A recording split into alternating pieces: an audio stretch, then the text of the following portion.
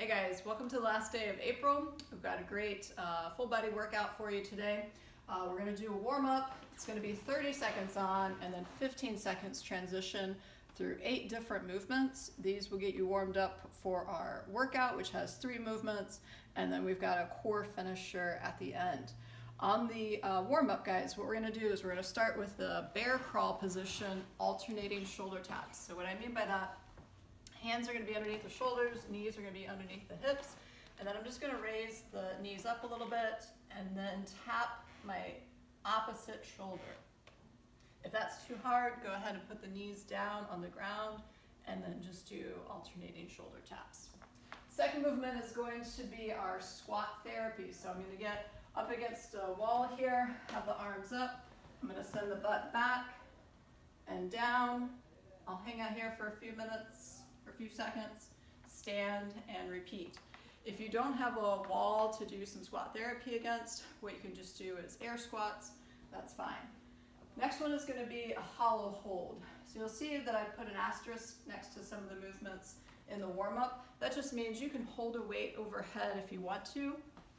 Remember, for our hollow hold, I'm going to get set up in this balled up position, arms are at my side, feet together, toes pointed.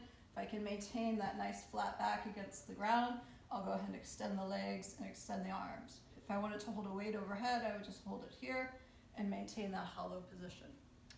For our fourth movement, we're going to go into a straight leg hip hike. This is to warm up for our reverse burpees.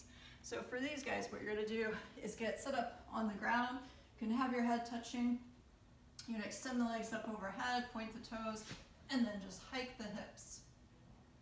So I'm doing a little bit of a crunch with my core as I just raise my butt up off the ground a few inches. Next, what we're going to do is go into our plank to downward dog with an opposite toe touch. So I'll get in my plank position with my hands underneath my shoulders.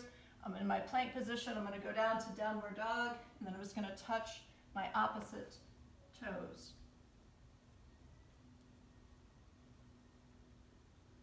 And every time returning to that nice front plank position. Next is going to be a wall sit. So for this, I'm going to get set up on the wall here, and then I'm just going to go down until the hips are below the knees. If you want to hold a weight in your hands here to make it a little bit harder, go ahead and do that. Otherwise, stay here. Try not to hold onto the wall with your hands. You can keep them on your knees instead. Next movement is going to be some Russian twist. You can do these with or without weight.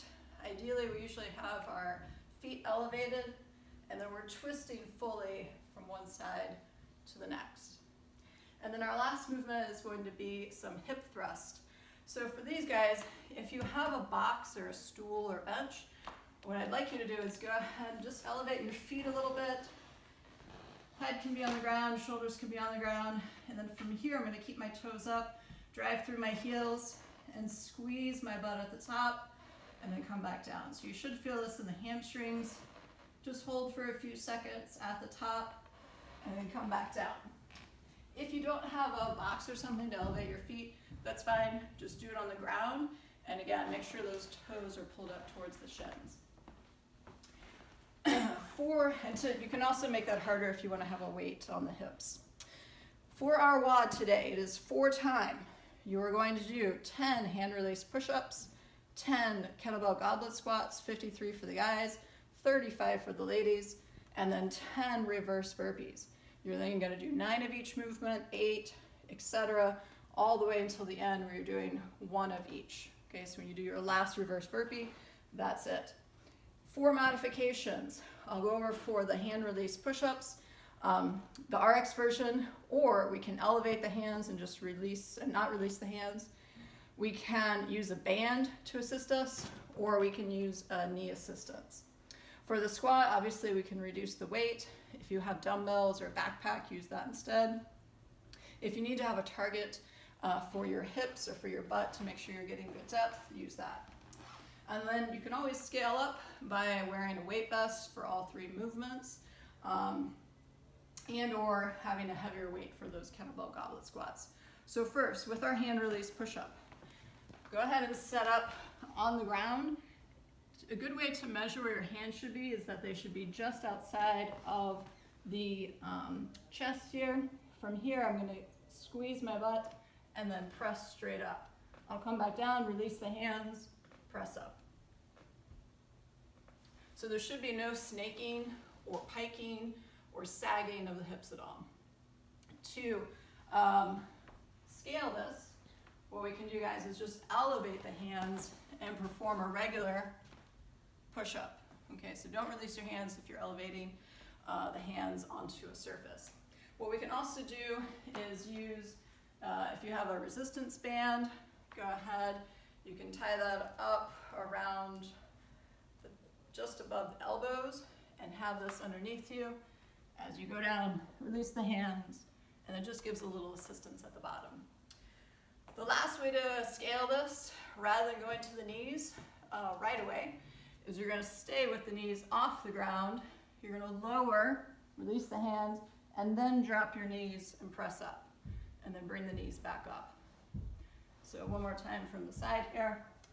I'm going to keep the knees up, go down to the ground, release, drop my knees to help me press up, and then bring the knees back up. Okay? So those are my preferred ways of scaling the hand release push-ups versus doing it on the knees. For our goblet squat, ideally you'll have a kettlebell, but you can also just hold your dumbbell. You can hold like this, whatever's most comfortable for you. Just make sure you're fully squatting all the way down, hips below those knees. And then lastly here for our reverse burpees, what we're going to do is start standing up. I'm going to go down, have my shoulders touch, pike my legs, and then jump at the top. I can put my hands down to assist me. Okay, just make sure that you're still jumping. You can throw a clap in there, but we do want to get a little elevation at the top. For our last piece, our core finisher, we've got 30 seconds on, 30-second transition, 4 rounds. We have a tall plank with a weight transfer, a weighted flutter kick, and a tall kneeling wood chop. For our tall plank with our transfer, I'm going to get in that plank position, have the weight on one side, and then transfer it over to the other. Just make sure that you're staying in a nice plank position, squeezing the butt, squeezing the core.